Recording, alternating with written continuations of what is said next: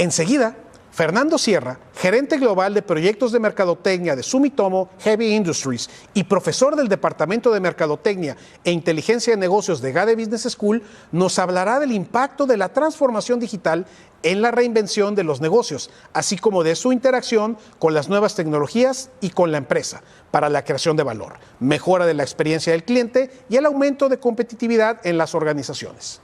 Fernando tiene 2 décadas de experiencia en branding global, marketing estratégico, comunicación corporativa, experiencia del cliente y transformación digital, trabajando principalmente en empresas B2B, B2C y universidades de clase mundial. Además, ha dictado conferencias en empresas y eventos en más de 20 países en 3 continentes. Adelante.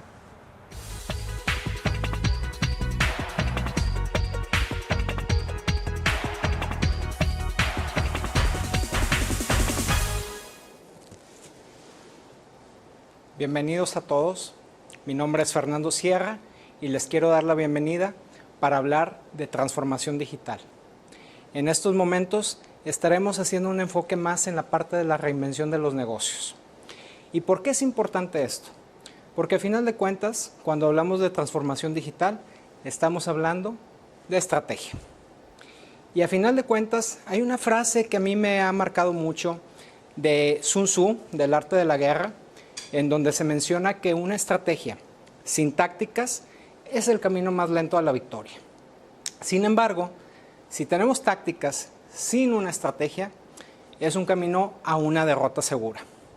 Por eso es importante que entendamos que la transformación digital va mucho más allá de plataformas tecnológicas y demás herramientas que están concernientemente hablando sobre los temas puntuales de lo que tenemos hoy en día, que son nuevas tecnologías y sobre todo muchas aplicaciones que podemos ver en el día a día. ¿Por qué es importante también hablar de la parte estratégica? Porque no hay respuestas absolutas. A final de cuentas, la toma de decisiones en los negocios está muy versada en cómo vamos a poder hacer nuestras estrategias, pero sobre todo que podamos tener los resultados esperados. La transformación digital, más que tecnológica, es cultural. Y al hablar de cultural, tenemos que considerar las diferentes culturas, los diferentes patrones de consumo, las diferentes nacionalidades, las diferentes edades, las generaciones en sí, porque todo esto nos lleva a hablar sobre esos cambios que se tienen que tomar en cuenta. La digitalización es el primer paso. Es cuando simple y sencillamente pasamos los procesos manuales a procesos digitales. Pero es un proceso totalmente lineal, muy importante, pero no es toda la transformación digital. Cuando llevamos a cabo la transformación digital es cuando tenemos al cliente como el centro de los cambios que vayamos a efectuar. Es ahí donde vamos a empezar a trabajar mano con mano cómo vamos a mejorar la experiencia del cliente. Por eso también es importante mencionar que todo el modelo de transformación digital está versado en 2 puntos importantes. Por un lado, tenemos la parte cuantitativa, que es todo lo que tiene que ver con la información, con la data. Y por otro lado, tenemos la parte cualitativa. Ahí estamos ya hablando un poco más de la experiencia del usuario. ¿Cómo la vamos a mejorar? Si logramos tener esa integración, vamos a tener la posibilidad de efectuar un cambio óptimo y que sea de valor para el cliente. Transformación digital sin generar un cambio óptimo para el cliente no nos sirve. Por eso también es importante mencionar que la tecnología nunca la vamos a alcanzar. Las empresas crecen logarítmicamente, pero la tecnología de manera exponencial. Entonces, por eso, decidir con qué herramientas nosotros vamos a poder trabajar nos va a permitir tener la capacidad de tomar la decisión correcta. No nada más en el mundo de los negocios, pero también en la integración que vamos a tener con nuestros empleados y, por supuesto, con nuestros clientes. A final de cuentas, lo que queremos es crear valor. Y la creación de valor va desde el desarrollo de los negocios esa concepción de cómo nosotros queremos ver, a final de cuentas, ese sueño o esa industria que nosotros queremos ser líderes. Pero por otro lado, la base que son nuestros empleados, ¿cómo vamos a eso dinamitar todas las fallas que pudieran afectar la experiencia del cliente y poder generar esa relación óptima? Y por supuesto cambiar nuestra forma de pensar, nuestro mindset. Tiene que ser un mindset estratégico en donde constantemente estemos nosotros con la voluntad de poder cambiar. ¿Qué nos dice todo esto? Que tenemos que ser ágiles, que tenemos que ser dinámicos, que tenemos que tener la capacidad de poder implementar cambios en periodos cortos de tiempo. Por eso todas las herramientas digitales son de suma importancia. Y les platico, por ejemplo, el caso de Comtrax. Comtrax es un sistema que implementó la empresa Komatsu. Es una empresa que se dedica a todo lo que tiene que ver con carga de materiales pesados. Y este sistema lo implementaron hace ya muchos años. Pero aquí lo interesante fue que se dieron cuenta en el proceso de implementación del sistema que había algunas fallas en donde no había un responsable directo de los problemas que estaban sucediendo y que los clientes veían como una situación complicada. Al final, ¿qué se hizo? Se integró el departamento de ventas con el de producción para que solucionaran los problemas. Al final, esto llevó a un sistema en donde de manera global se puede detectar cuál es el estatus de cada maquinaria que la empresa vende. Y esto es muy interesante porque en tiempo real la empresa en el alrededor 95% de los casos puede saber cuando se requiere un mantenimiento preventivo desde antes de que se tenga que llevar a cabo. Y así como el caso de Komatsu, muchas empresas están enfocándose en esas cosas críticas que nos dan la posibilidad de hacer esa ventaja competitiva. Por eso, tengamos en cuenta cómo ha cambiado el manejo de los datos. El 99% de la información era análoga hace alrededor de 35 años. Hoy en día el 99% es digital. Es un cambio completo porque es mucho más fácil administrar información análoga que digital. Entonces ahí podemos ver el impacto de las nuevas tecnologías y cómo esto nos ha llevado a tomar decisiones a velocidades nunca antes vistas. También quiero mencionar que el valor de los datos es que estén organizados, que tengan coherencia, bien estructurados. La información que nosotros le pidamos a nuestros clientes tiene que ser la precisa, tiene que ser la información que nos va a ayudar a poder tomar decisiones, no información que simple y sencillamente no va a tener un impacto. Recapitulando, la transformación digital es crucial si queremos dar el siguiente paso en nuestros negocios. Por eso es importante entender que al final de cuentas todo se trata de una buena estrategia y cómo implementarla.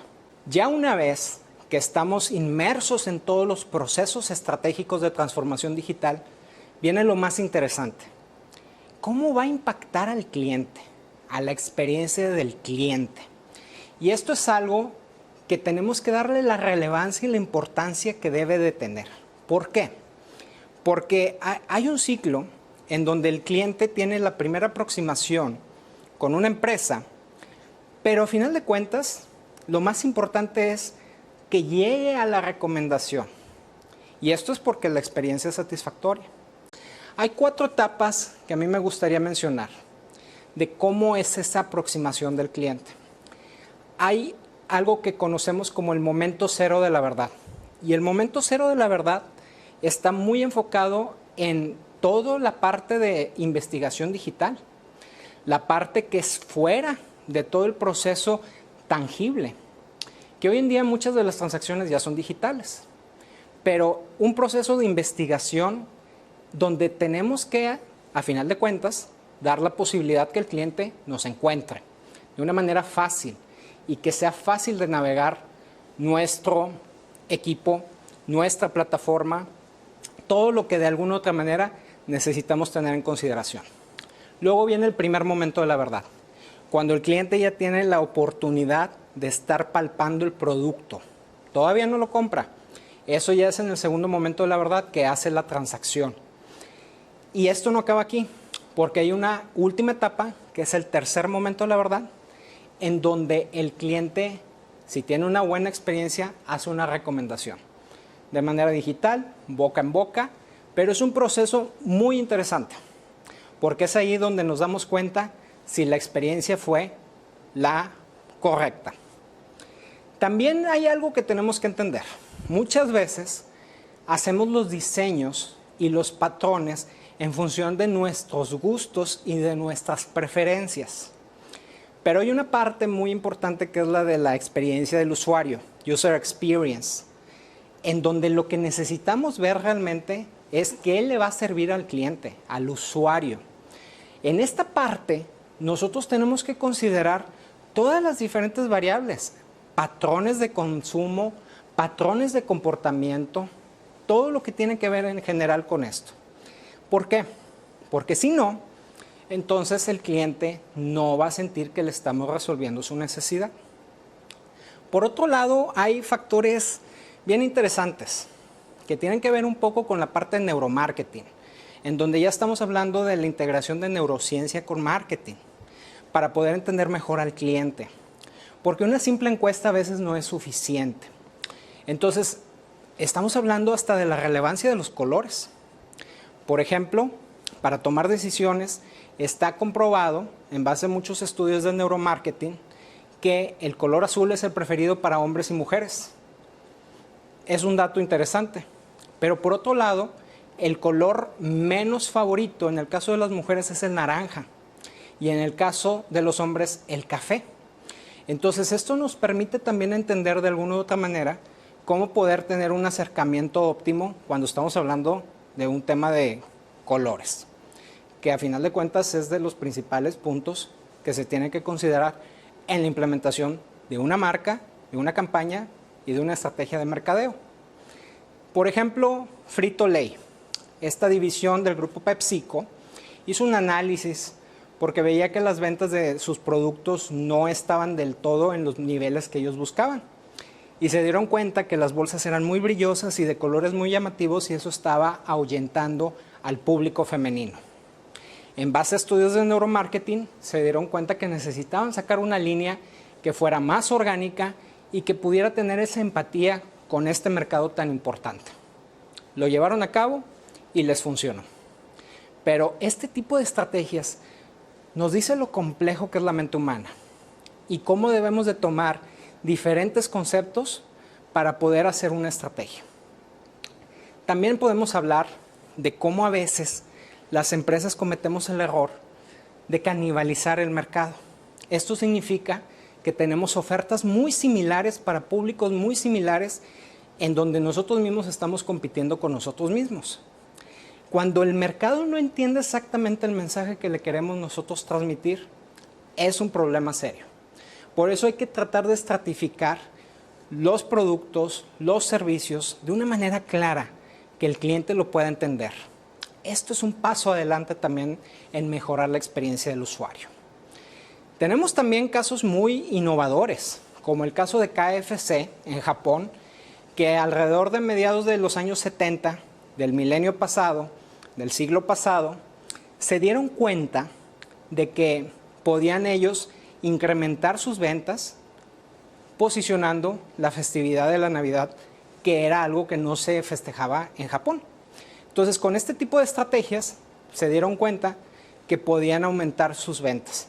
Hoy en día es una tradición que todos los días de Navidad en Japón se consume pollo de Kentucky Fried Chicken. Por eso es importante este tipo de estrategias en donde entendamos bien cuáles son las necesidades del cliente y en qué está dispuesto a pagar porque le genere valor. Temas culturales, como comentaba. Y otra cosa importante es cómo se mide. Toda la experiencia que sea muy negativa o muy positiva, vamos a tener la dicha de poder saber que se va a compartir. Pero ¿qué sucede cuando la experiencia no es del todo satisfactoria, tampoco negativa? No vamos a saber el impacto. Entonces, por eso hay un indicador que, si bien es muy estricto, pero es un indicador que yo recomiendo ampliamente, que es el Net Promoter Score.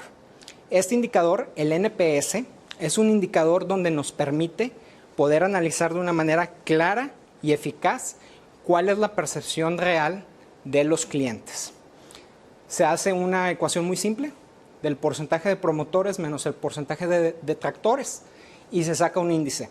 Este índice no va de 0 a 100, va de menos 100 a 100. Es un índice muy estricto. ¿Por qué? Porque todos los usuarios o todos los clientes que te califiquen de 0 a 6 es como si fuera 0. 7 y 8 es como si es neutral, es como si no te hubieran calificado. Y 9 y 10 es que están muy positivos con la experiencia. Entonces, si se pueden dar cuenta, hay un amplio margen en este tipo de medición. Y por eso es importante la parte cualitativa, la parte cuantitativa, para poder desarrollar esta estrategia de definición de qué necesita el cliente. Y por eso seguimos adelante con todo aquello que la transformación digital nos puede seguir brindando para dar un mejor servicio. Otro aspecto importante, el que nos da la oportunidad de hacer este cierre, es cómo cohabita la transformación digital con las nuevas tecnologías. Este maridaje es un maridaje perfecto si lo sabemos entender, interpretar e implementar. ¿Por qué? Porque las nuevas tecnologías, como lo hemos platicado, son muchas. Es un crecimiento exponencial. Y cuando estamos en una etapa preliminar, lo que va a suceder es que pueden ser muy costosas y no necesariamente bien probadas. Entonces es un riesgo, pero al mismo tiempo nos puede generar una ventaja. Vamos a hablar un poco sobre qué tecnologías, qué herramientas nos pueden dar un factor diferenciador.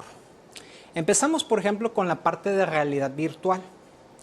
Realidad virtual, para acabar pronto, es todo aquello que necesitamos un dispositivo auxiliar para poder tener un contexto en tiempo real, en tercera dimensión, que de alguna otra manera tenemos un ambiente que es virtual, tal cual, pero está muy enfocado en experiencias muy particulares y me atrevería a decir presenciales.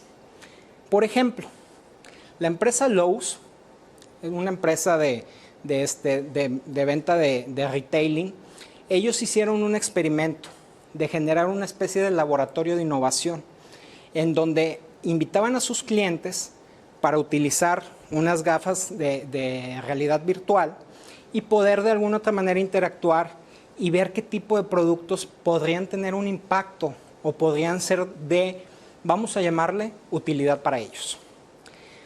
Pero esto no nada más se aplica en este tipo de estrategias. Por ejemplo, la empresa Toms, que es una empresa que principalmente se dedica al calzado, tiene una filosofía de sustentabilidad bastante interesante, en donde ellos, cuando uno hace una compra con gafas virtuales, puede ver el impacto del apoyo que uno hace con ciertas causas sociales que ellos implementan.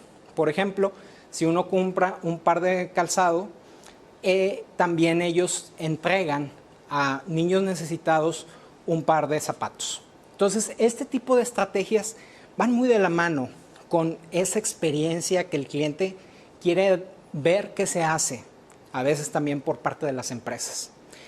Y hablando de realidad virtual, pues también hay un componente intermedio que es la realidad mixta, que es algo que ya se está empezando a aplicar mucho. Y en la realidad mixta, además de la realidad virtual, está la realidad aumentada. La realidad aumentada empezó hace muchos años, pero a lo mejor no tuvo ese impulso original, pero hoy en día ya hay muchas herramientas que se están aplicando con realidad aumentada. El caso más simple, más popular, es la aplicación de Pokémon Go, en donde los usuarios podían, con su propio teléfono móvil, poder rastrear los Pokémon. Pero ese es un caso. Algo que tiene una aplicación de negocio mucho más eficiente es, por ejemplo, la industria de los muebles.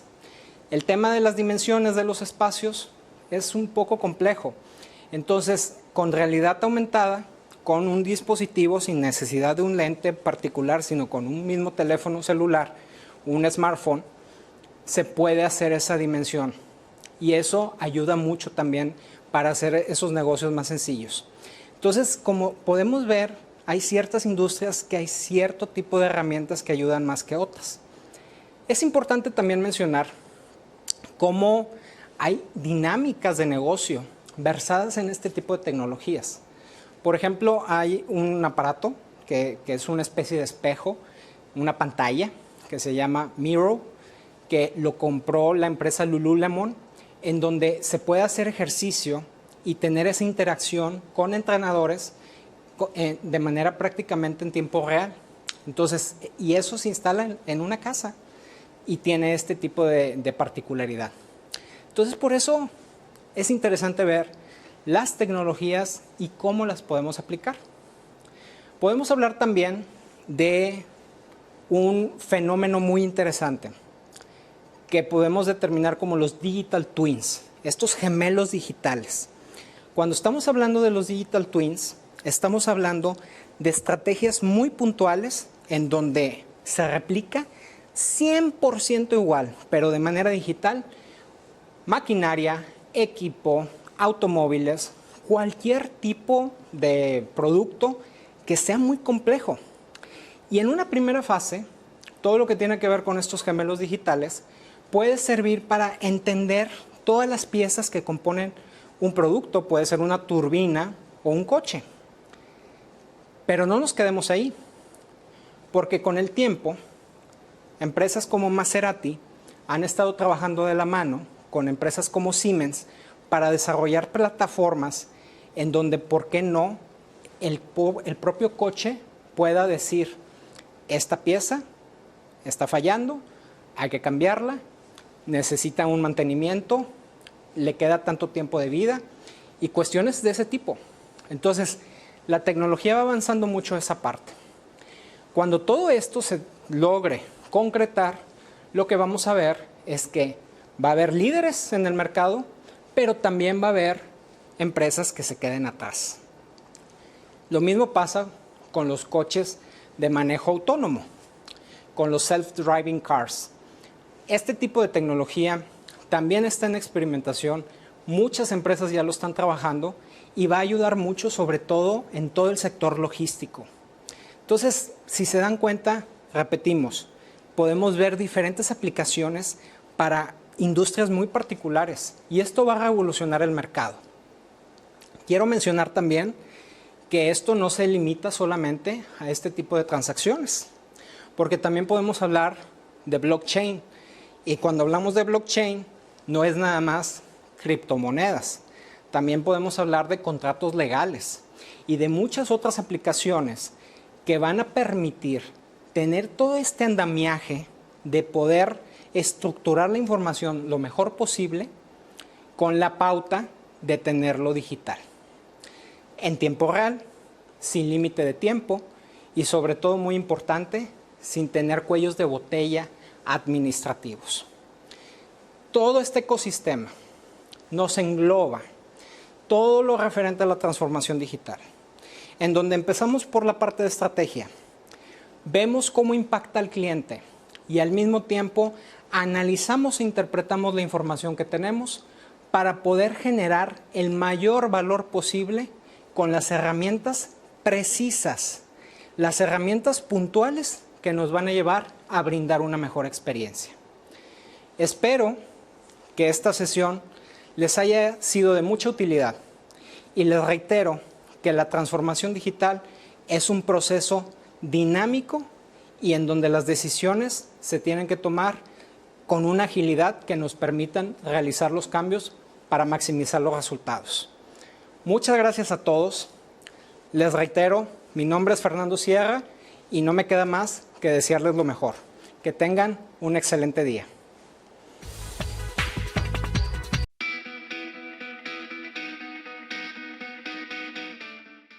Si te gustó este video, te invito a que le des like y a que te suscribas al canal. Muchas gracias por tu atención.